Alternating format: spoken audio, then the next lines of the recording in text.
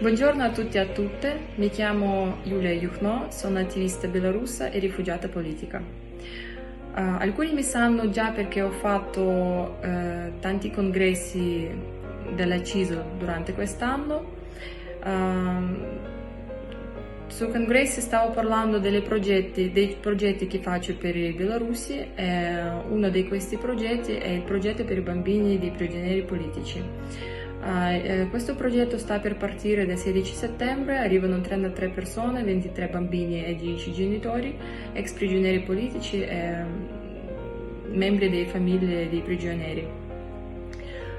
Io sto chiedendo per l'aiuto per fare racconto fondi per questa iniziativa e per dare questa opportunità ai nostri bambini ad avere un po' di felicità, un po' di sole, un po' di mare. Io so che da sola e noi da soli in generale non possiamo fare tante cose, ma quando siamo insieme possiamo cambiare il mondo.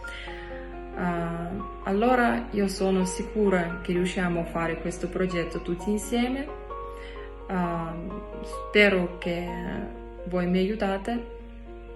Viva l'Italia, живе Беларусь!